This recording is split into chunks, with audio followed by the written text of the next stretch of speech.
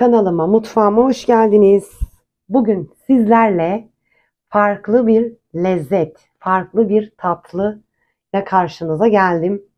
Malzemelerimizi hazırladık. Diğer malzemelerimiz de bir yanda bekliyor bizi yapmak için. Şimdi keki için malzemelerimiz tezgahın üzerinde. Portakallı muhteşem bir pasta yapacağız. İyi seyirler diyorum. Yumurtalarımızı kırdık. 4 yumurtamız ve 1 su bardağı şekerimizi içine koyuyoruz. Güzelce 5 dakika kadar çırpıyoruz. Topladık ettim. Şimdi mikserimizi bir kenara alıyoruz ve içine sıvılarımızı döküyoruz. 1 su bardağı sıvı yağımız, 1 su bardağı sütümüzü döküyoruz. 2 su bardağı unumuzu, 1 paket kabartma tozu, 1 paket vanilin, mikserin düşük devrinde şu şekilde çırpıyoruz yavaş yavaş. Yapmış olduğumuz kek harcımızı bir kenara alıyoruz ve kalıbımızın içine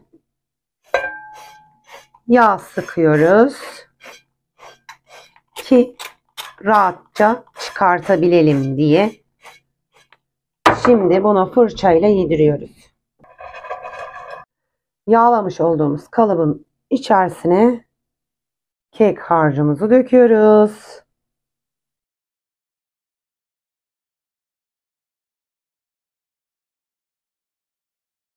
Ve 180 derece fırında kontrollü bir şekilde ilk 20 dakika falan açmayalım ki şişmesi sönmesin. Şimdi fırına gidiyoruz. Evet, pastamızın sıra sosuna geldi. Taze sıkılmış 3 su bardağı 200 milim var burada. Tenceremizin içine döküyoruz. 3 yemek kaşığı da şekerimizi koyuyoruz. 1 paket vanilimizi koyuyoruz. 4 yemek kaşığı buğday nişastamızı koyuyoruz.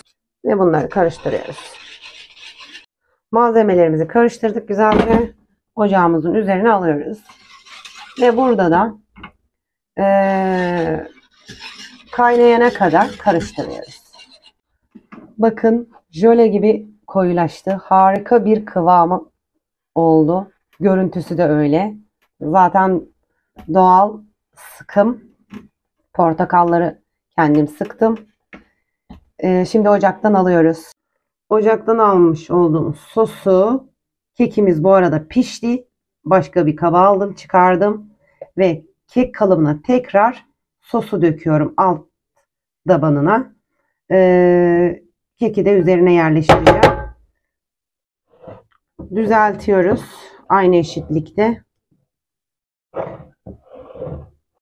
Şimdi kekimizi ortadan ikiye bıçak yardımıyla kesiyoruz.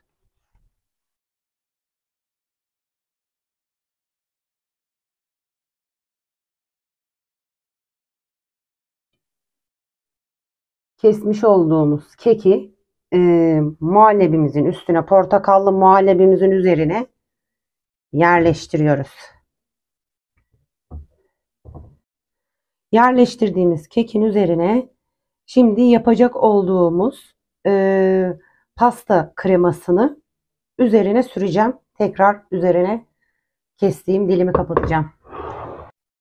Pastamız için, kremamız için 1 litre süt, 5 su bardağı, 2 tane yumurta, 3 tane yumurta sarısını içine koyup güzelce karıştırıyoruz.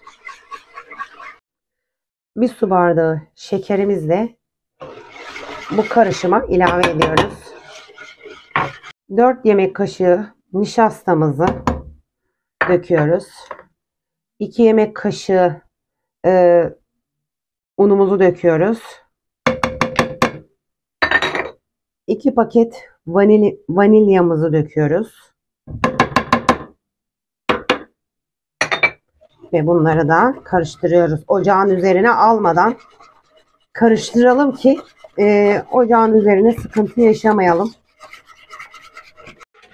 Ocağın üzerine aldık ve kaynayana kadar, koyulaşana kadar pişiriyoruz. Ocaktan almış olduğumuz kremamız şu an hazır. Üzerine çikolata ekleyeceğim.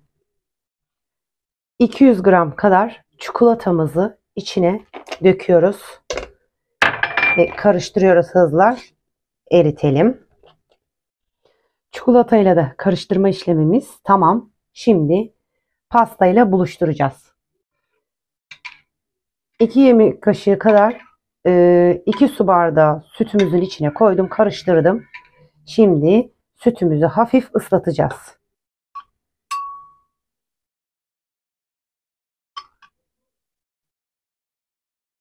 Şimdi pastamızı dolaba atıyoruz. Ben akşam yaptım. Bir gece dolapta bekletiyoruz. Ondan sonra sunuma geçiyoruz. Portakallı pastamızı dolaptan çıkardık. Bir gün bekledi. Streçe sarmıştım. Şimdi çıkartıyoruz ve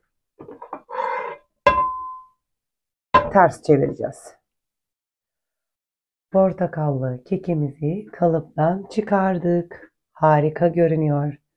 Şimdi dilimleyip sunum yapacağım. Ben şahane gördüm.